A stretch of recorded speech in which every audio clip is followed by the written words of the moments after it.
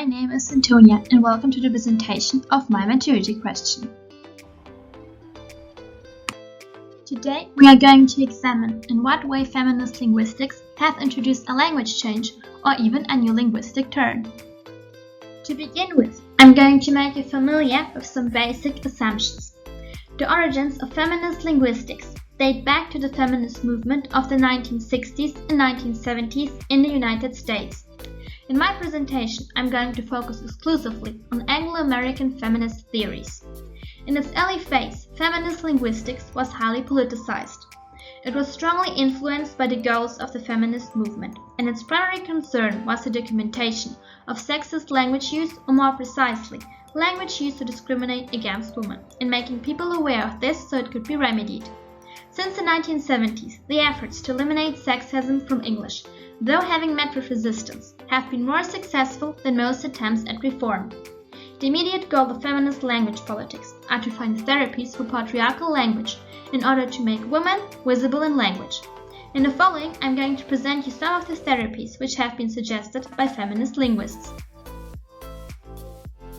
Some measures to avoid sexist language use include using gender-neutral job titles, such as flight attendant instead of steward, stewardess, or head teacher instead of headmaster, headmistress.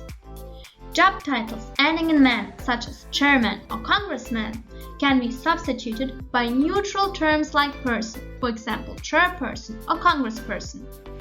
A familiar choice in recent years is the shorter form chair, a word that the Oxford English Dictionary records with this meaning as early as 1658.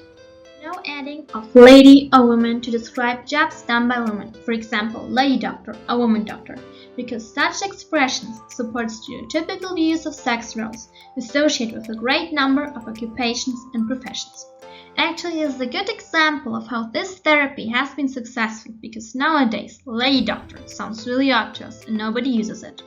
Another therapy is doing away with the asymmetry between Mr. and Mrs. and Miss by introducing the term Ms, putting the female form of address on the same footing as Mr, for which indications of marital status have always been considered irrelevant. Oh, I'm sorry, I really don't know how this Titanic beam landed here. But actually, it's a good visualization of our next measure. Compliance with the so-called Titanic principle.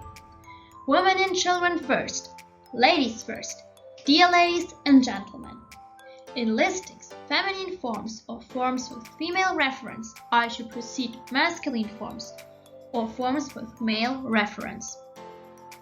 As a conclusion, it can be said that in the English-speaking world and in Europe, people have made quite some progress concerning the latter goal by changing certain linguistic forms and conversational habits, or at least by becoming aware of the necessity of such changes.